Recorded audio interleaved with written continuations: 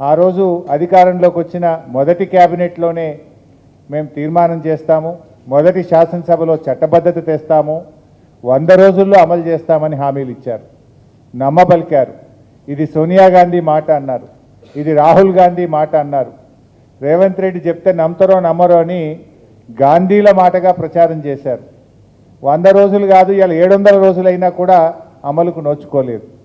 ఆ గాంధీలేమో ఇలా హైదరాబాద్కు రావకుండా ముఖం చాటేసింది.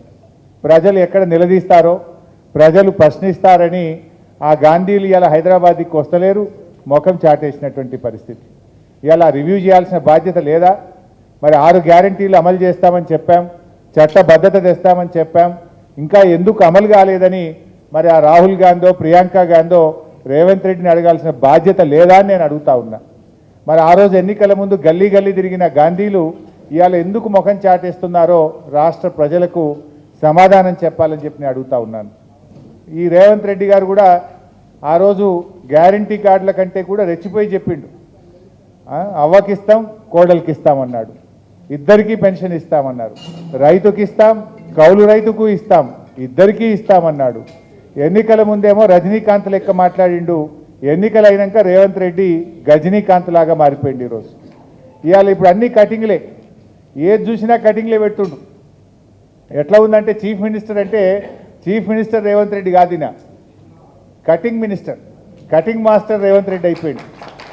ఈయన చీఫ్ మినిస్టర్ రేవంత్ రెడ్డి కాదు, కటింగ్ మాస్టర్ రేవంత్ రెడ్డి. 2 రకాల కటింగ్లు. ఒకటేమో కేసీఆర్ గారు ప్రభుత్వం ప్రారంభించిన మంచి పనులు, బీఆర్ఎస్ ప్రభుత్వం చేపట్టినటువంటి కార్యక్రమాలకు, భవనాలకు కానీ, ఆసుపత్రులకు కానీ, స్కూళ్ళకు కానీ, కాలేజీలకు కానీ, ఫ్లైఓవర్లకు కానీ, బ్రిడ్జిలకు కానీ, ఎస్టీపీలకు కానీ రిబ్బన్ కటింగ్ చేస్తుండిపోయి. ఒకటేమో రిబ్బన్ కటింగ్, ఇంకోటేమో కేసీఆర్ గారు ప్రారంభించిన మంచి పథకాలు ఉంటే వాటిలో కటింగ్ పెట్టుడు.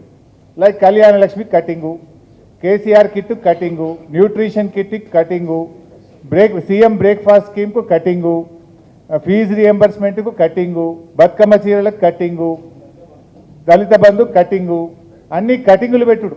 అయితే రిబ్బన్ కటింగు లేకపోతే సంక్షేమ పథకాలకు కటింగు. ఇంతకు మించి రేవంత్ రెడ్డి చేసిన ఏముంది మంచి కార్యక్రమం? ఇవాళ ఎందుకు 6 గ్యారంటీల మీద అసెంబ్లీలో మాట్లాడతామంటే శాసనసభ పెట్టకుండా పారిపోతాడు?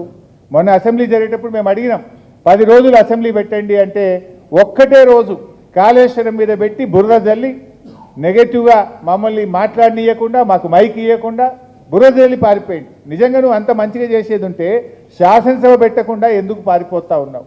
మార్పు మార్పు అన్నారు, మీరు తెచ్చింది ఏముంది? ఏ మార్పు తప్ప మార్పు లేనే లేదు.